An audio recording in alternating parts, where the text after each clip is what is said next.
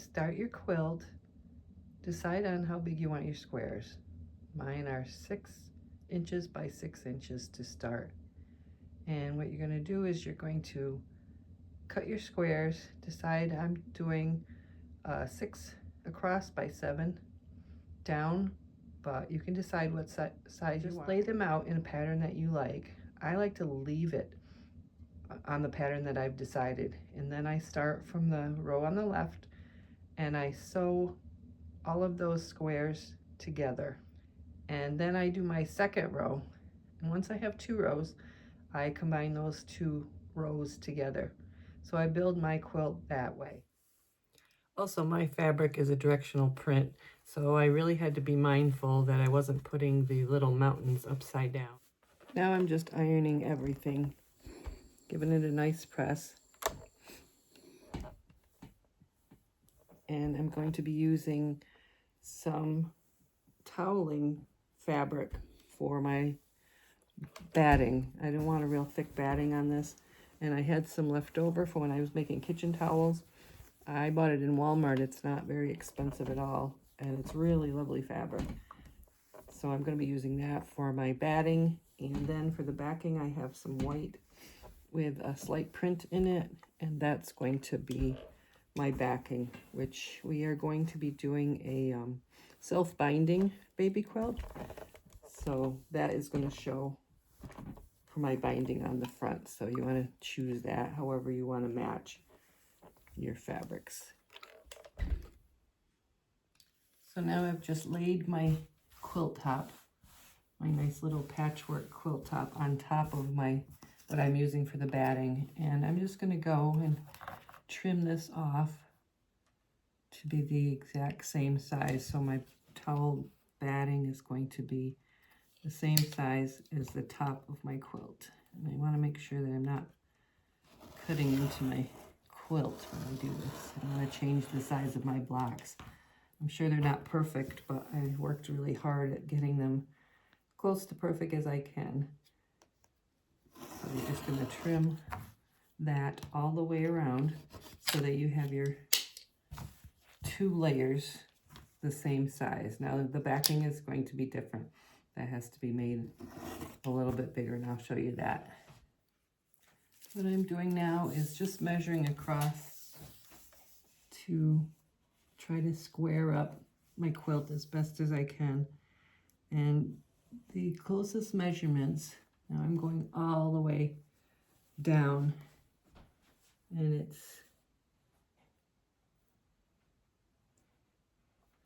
let's see, right here is a little bit off. So this is going to be 32.5 inches across, and I'm just marking here with my pen so that I can just even that off a little bit on this side. And then the top and bottom edges I measured, and those are perfect, 38 inches and a quarter. So I'm going to just leave that alone. So just take your ruler and put it on your markings and just square that up a little bit so that it'll be really spot on. Okay, now we need to do a little bit of planning. So I'm measuring out 1.5 inches for my backing fabric, and I have my backing fabric with the right side down. It's really hard to tell on this fabric, but that's the way it's going to end up when you're working. So put that right side down, put your other 2 pieces in between, on the top I mean, and then you're going to try this because this is going to fold in half. So that's going to give you about 3/4 of an inch, and then that's going to get folded again for your self-binding. So you want to decide how wide you want that to be. I wouldn't want it to be too wide because then it's going to distort the look of the sizes of your squares. So I think I'm going to go with the 3/4 inch binding showing. So that means we're going to go all the way around. I'm going to pin this down onto here and then go all the way around and make sure that I have my 1.5 inches, and make sure that's pinned securely because I don't have a huge mat, cutting mat, so I have to kind of move it around in order to measure. And if you don't have a big cutting mat at all, you're going to want to lay this on the table and cut it by hand. So I'm going to line these up really well and then make sure I have my 1.5 inches all the way around, and that's going to take a little bit of maneuvering. The best thing to do, I've decided, is to pin the quilt top to your batting. Mine, because it's flannel, it doesn't shift at all, and it's very sticky to each other almost. So I want this to lay nice and flat. So I'm just pinning it in place. Just a few spots, you know, maybe do every other square or something, just so you know that you've got it nice and flat. And then I will be able to add the backing underneath, and I'll know that this is nice and flat here, and then I'll be able to measure and cut my 1.5 inches. Okay, so I added my safety pins now, because that's going to help me hold the back on when I put my 3rd layer on. But right now I just folded this in half, and I folded in half my backing fabric just so I could get it to a manageable size. It wasn't very easy to lay them all together with all that extra fabric, so I cut that down. I have about 3 inches all the way around, so then I can go ahead and have a nice place to do my 1.5 inches is what I'm going to do. And I don't like to waste fabric, but I wanted to give myself a little bit extra. This is actually the fabric I use for my dolls when I make cloth dolls, and even the tiniest pieces are useful, so I do have some left. So what I'm going to do now is, this is pinned really well, and you could also use basting spray if you wanted to, but a small quilt like this, I think this is going to be fine. And I'm going to look for my correct side on this. This fabric is available on Michael's. I saw I had gotten it at Joann's. It's kind of like got a little swirl on it. I can look up the name of it and put it down in the links below, but it's really nice fabric and it's not expensive. So that's going to get laid out. You could do this on the floor if you wanted to, but with a small quilt I thought it'd be easier to do it up here, and I really need to get some accurate measurements, so I am on my quilting grid, but I'm going to have to do it in sections. Okay, so what I've done is I've gone ahead and repinned my work to include my backing fabric. So you have 3 layers in your quilt sandwich right now, and your measuring is going to be done from your quilt top, always from your quilt top. Like, I have a little bit of the backing fabric peeping out, and that's okay, but don't measure from there. You're going to measure from your quilt top. And I'm measuring all the way around this side right here, and the top, and I'm making a little mark where my 1.5 inches is going to be. And then it's going to give me a nice accurate cut when I go down and cut this along the edge. All of the sides have been trimmed, and I've replaced my pins to include my backing fabric. So I have my 3 layers pinned together, and that's going to help you keep it nice and flat when you're moving it around when you go over to the machine. So it's a really good idea, I think, to take your time. This is a race, so I did use my Frixion pen to mark my 1.5 inches that I needed. You can use water soluble or other kinds of marking tools as well, but I find this one really handy to use. So now we are all set with this, and we'll go on to the next step. For quilting this quilt, I'm just going to go with an easy stitch in the ditch method. I don't have a walking foot. This works fine with a regular foot on your sewing machine. And all you do is you sew right down in the middle of these 2 squares where they're meeting. And just, I'm doing a 3.0 millimeter stitch. And just carefully follow your lines. The first thing I do is quilt across the middle, and that's going from left to right, and then I quilt from the top down, right down the middle, so that I can keep it as flat as possible while I'm working my way towards the edges, because then you can just work out from there and keep going, and just make sure that you're holding everything flat, that you're not catching something in underneath. Be careful for your binding.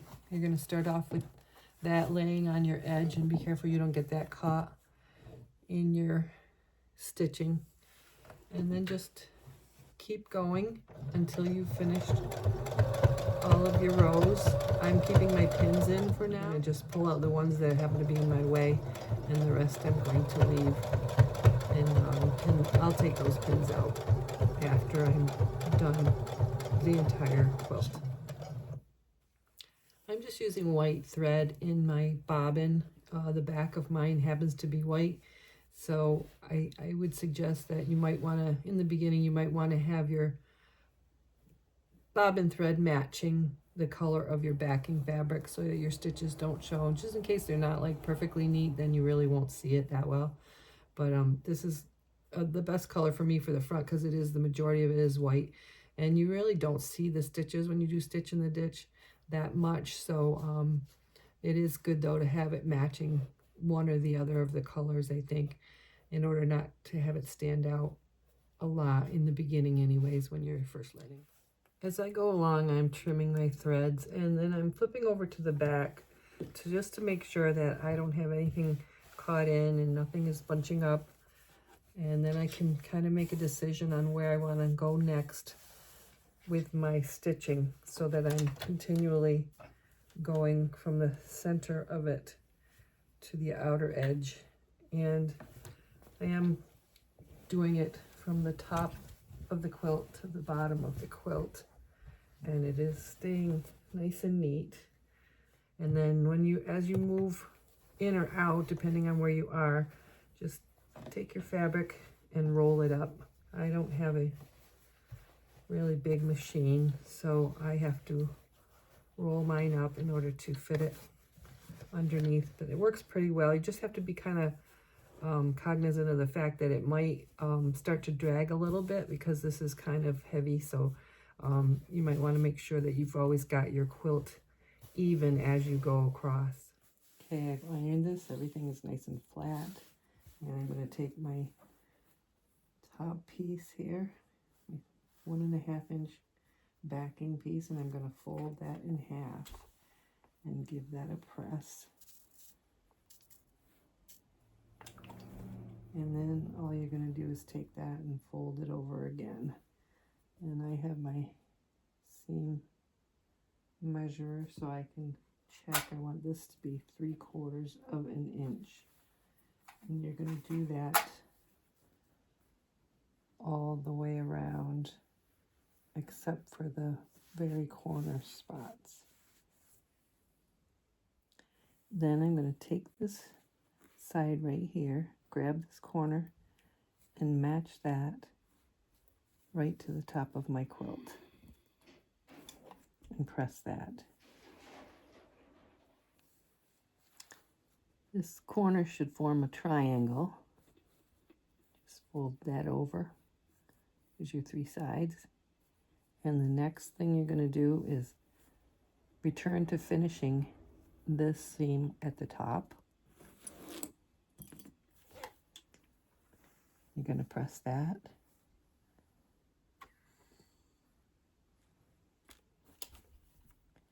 And then bring your top over.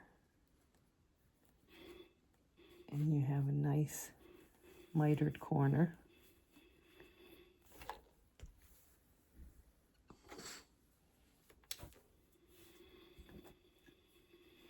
Check your measurements and add your clips. And here you have a lovely corner, and you are ready to sew. Okay, we're going to be sewing right along the edge of our binding, removing our clips as we go. And we're going going to stop, and then we're going to leave our needle down and pivot the fabric and twist it around so we can go back down the other side. Okay, so my needle is in the down position. I just pivoted, and then I'm going to go through these lots of layers and just keep going all around. Do the same thing, pivot at your corners, leave your needle down when you do that. Your quilt binding is all done. It's all set to be a great gift along with this cute crochet bunny. Check out my channel for more information on the bunny. Thanks for watching.